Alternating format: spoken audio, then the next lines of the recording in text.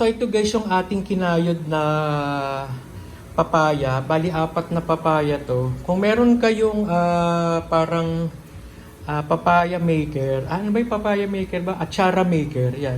Mas madali kasi iaano nyo lang siya eh. Electric lang siya. Kasi ito mano-mano ko tong kinayod. Ano? Yan o. 4 na papaya yan. So ang gagawin natin next is lalagyan natin yan ng asin. So yan mga iga, nilagyan natin ng asin, rock salt. Tapos hahaluin lang natin siya. No?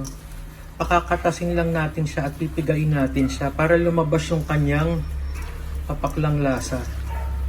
Yan, i-mix lang natin yan siya dyan. Mamaya lalabas na yung kanyang yan, tubig.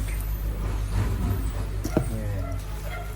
Mix lang natin yan. At pipigain natin yan. Tapos marami tayong makukuhang tubig dyan. Yan, ganyan. So yan mga igar, napiga na natin. At susunod, lalagyan ulit natin siya ng asin.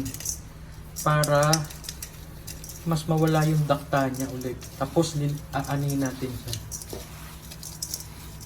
Kakatasin ulit natin yan.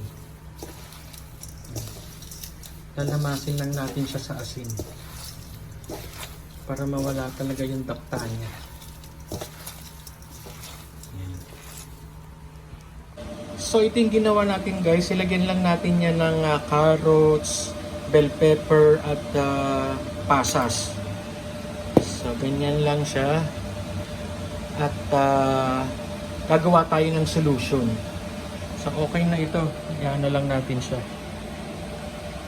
So, ito yung ating solution. So, ang ginawa ko lang dito guys is vinegar lang yan. At nilagyan ko ng sugar. No? At lagyan ko ng luya, yan, sibuyas, may bawang, at saka yung natirang mga carrots, bell pepper. Pakukuliin lang natin sila dyan para makuha natin yung katas niyan. At ito transfer natin yan dun sa ating ginawang atsara.